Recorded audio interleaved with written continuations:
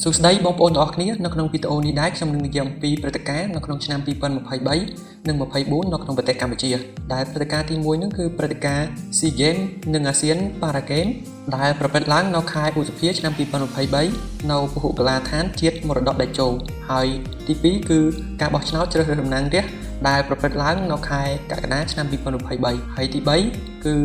ISO Speed ហើយនឹងជាងកាត់សក់អន្តរជាតិ JD គឺមកប្រទេសកម្ពុជាហើយបានចូលរួមមហាព្រឹត្តិការណ៍ Game Ball Southern ដែលជាការតាំងពិព័រណ៍រថយន្តប្រណិតនៅ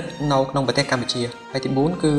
ជាការចូលឆ្នាំខ្មែរនៅក្នុងខែ4ថ្ងៃទី13 14 15 16ហើយចំពោះចំណុចទី5គឺបនជុំបិណ្ឌដែលពួកយើងនាំគ្នាទៅលេងស្រុកដែលប្រព្រឹត្តទៅនៅខែ10ថ្ងៃទី1ទី2ទី3ហើយចំពោះចំណុចទី6គឺបនអំទុកដែល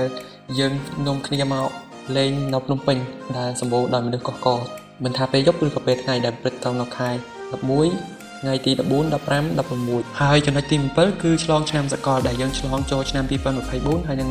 25ដែលព្រឹត្តិការណ៍នេះគឺសម្បូរមនុស្សកុះករហើយជាពិសេសគឺឆ្លងចូលឆ្នាំ2025ចំពោះចំណុចទី8គឺមានការសាងសង់អគារស្ពានថ្នល់និងមានការរីកចម្រើនជាច្រើននៅក្នុងភ្នំពេញនៅក្នុងឆ្នាំ2024ដែលដឹកនាំដោយរាជរដ្ឋាភិបាលអញ្ចឹងព្រឹត្តិការណ៍ឆ្នាំ2023 2024មានតែប៉ុណ្្នឹង